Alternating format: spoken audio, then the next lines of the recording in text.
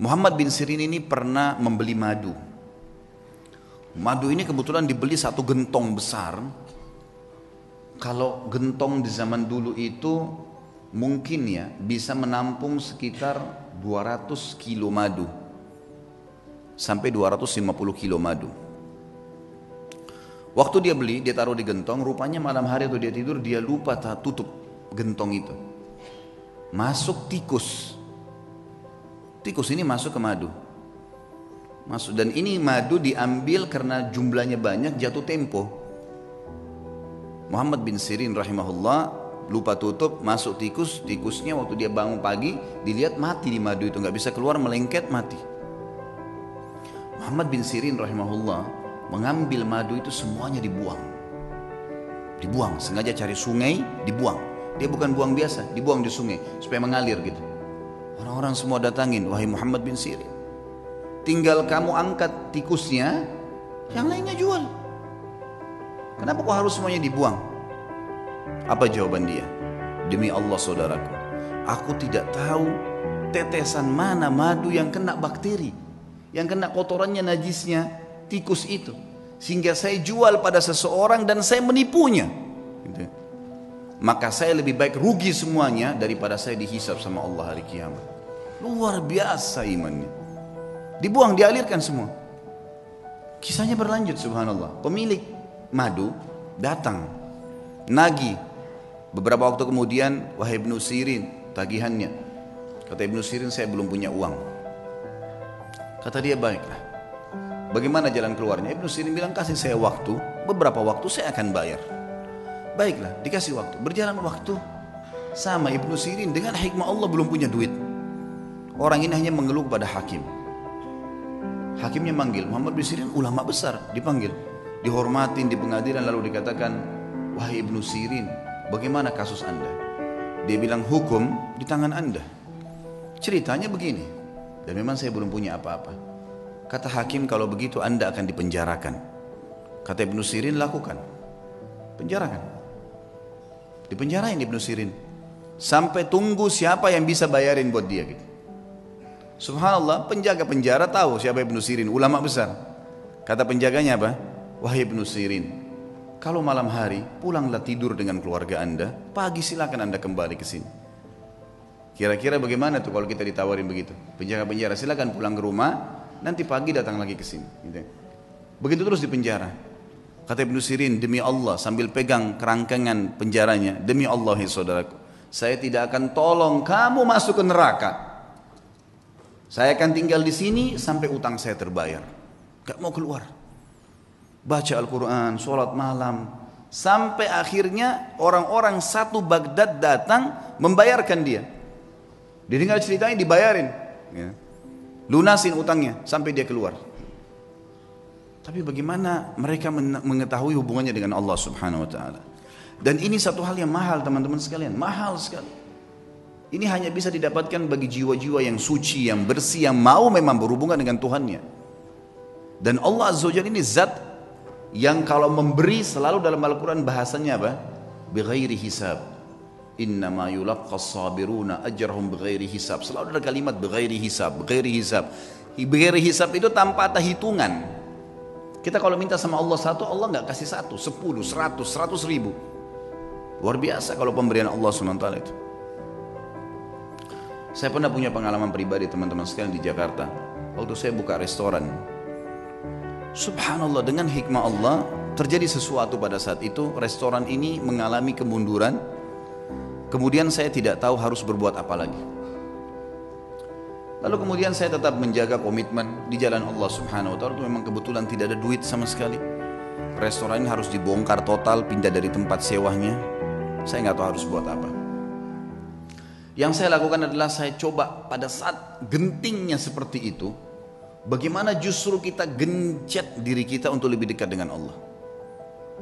Hati-hati, jangan malah masuk ke dalam hal yang haram, karena makin memuncaknya sebuah cobaan, maka makin dekat jalan keluar dari Allah. Ini sudah harus 1 minggu lagi saya bayar, dan kalau tidak dibongkar paksa, bisa rusak barang-barang. Nilainya barang yang ada di situ tidak kurang dari 1 miliar rupiah. Ini kalau dibongkar dirusak semua, ini jadi masalah. Dan ini ada investor yang masuk dengan saya. Ya Rabbi, apa jalan keluarnya? Coba saya menghubungi ayah saya, kebetulan alhamdulillah beliau masih hidup, tolong doain saya, mudah-mudahan ada jalan keluarnya. Kemudian saya coba juga melakukan hal-hal yang saya mampu, ibadah kepada Allah SWT, sambil tetap saya sabarin, tunggu sampai titik terakhir. Subhanallah, waktu itu kejadian hari Senin, hari Jumat itu kalau saya tidak punya informasi jelas maka akan dibongkar paksa, dan ini akan dibongkar, saya nggak tahu mau taruh di mana barang-barang yang penuh. Luasan restoran 163 meter yang sangat besar, penuh dengan barang-barang, mau ditaruh di mana nih? Ada coolernya, ada chillernya, ada macam-macam. Subhanallah, hari Rabu saya pengajian malam di Blok M Square di Jakarta. Ada satu jemaah saya, jazakallah khair. Beliau rupanya penggemar ceramah tapi sering dengar di YouTube. Tinggal di Perancis, orang kita. Beliau datang, bukan WhatsApp ke saya, Ustaz saya lagi mau ke Jakarta, saya lagi di Jakarta, saya ingin hadir langsung ceramahnya Ustaz. Oh fadlan, silakan antum datang ke Blok M Square hari Rabu malam. Kebetulan maghrib Isya ada materi besar, habis Isya insya Allah akan ada tanya jawab sampai jam 9 malam. Datanglah beliau, habis selesai ceramah dia datang salaman sama saya, karena saya belum pernah lihat fisiknya, cuman selama ini kontek-kontekan program sosial yang saya kasih, sumur lah, beli motor buat dai lah, beragam macam program yang saya kadang-kadang buat di pengajian, itu semua dia ikut menyumbang. Sampai terakhir jazakallah khair, beliau nyumbang untuk mengumrohkan 2 orang hafidh Quran. Yang saya buatin program, kemudian alhamdulillah dia ikut. Yang jelas teman-teman sekalian, saya waktu itu kemudian saya ngobrol sama dia habis sholat, lalu kemudian saya kasih di mobil saya ada beberapa buku agama, saya baca-baca. Pas mau pisah, hitungan 2 menit sebelum pisah, dia ngomong sama saya, Ustaz saya kemarin ke Ajwad, ke restoran antum tapi tutup. Oh iya akhi, udah tutup itu, mungkin sekitar sebulan sekalian tutup. Dan memang keadaannya sekarang kayaknya udah gak bisa saya lanjutin sewanya karena terlalu mahal. Dan ini insya Allah akan mungkin dibongkar dalam 1-2 hari ini sudah memang tidak bisa ditahan. Kenapa Ustaz masalahnya? Saya ceritain sepintas, karena sewa ini harus bayar per bulan sekian, jadi saya tidak bisa menjalankan lagi. Tapi memang nilainya restoran sekian, mungkin saya akan buka. Saya sudah coba tawarkan saham ke beberapa jemaah, memang belum ada jalan keluar. Emang sahamnya berapa Ustaz? Sahamnya sekian, saya bilang. Ada nilai yang saya sebutin, tentunya tidak layak saya sebutin dalam pengajian. Kemudian dia bilang sama saya, kenapa Ustaz baru bilang? Saya sebenarnya baru kemarin ikut investasi di satu perusahaan yang saya inginin. Baik Ustaz, berikan saya waktu, malam ini saya bicara sama istri, siapa tahu ada jalan keluar. Fadhal, silahkan. Saya pulang ke rumah. Kemudian saya setelah mandi segala, mungkin sekitar jam 10 malam saya dihubungin sama beliau. Ustaz saya sudah musyawarah sama istri, kayaknya saya akan ikut sama antum nih.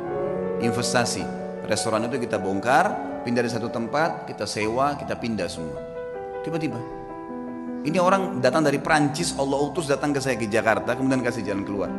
Dan teman-teman kalau saya sebutin nilainya, dia kasih uang ke saya cash 650 juta. Saya sampai gak bisa tahan, waktu itu nangis sujud sama Allah, ini jalan keluar bagaimana ini? Saya langsung datang ke mallnya, waktu itu saya bahasakan ini saya mau buka kembali. Dia bilang udah gak bisa Pak, harus bongkar. Baiklah, berikan saya waktu, saya sudah punya anggaran, saya sewa. Besoknya saya keliling, subhanallah, saya longin waktu, tidak ada saya kosongin pengajian, saya dapat tempat kontrakan baru, ada tempat lebih besar, saya bisa bayar, pindah semua dengan mudahnya. Dalam 2 minggu setelah itu sudah pindah semua, alhamdulillah, dan sekarang berjalan sudah hampir 2 tahun. Sabar sedikit dalam ketaatan, dan Allah Azza wa Jal ada bersama kita teman-teman sekalian. Innallaha ma'al ladzina taqaw wal ladzina hum muhsinun. Allah sudah katakan, Allah akan selalu bersama dengan orang yang beriman dan orang yang berbuat baik. Ini enggak, kadang-kadang orang sudah dalam keadaan genting, susah, maksiat lagi, tambah kebar, tambah mabuk, tambah berzina, menambah menumpuk-numpuk masalahnya. Sementara masalah kecil saya sudah cukup membuat masalah yang besar buat kita. Maka harus sabar, yakin dengan Allah Subhanahu wa ta'ala.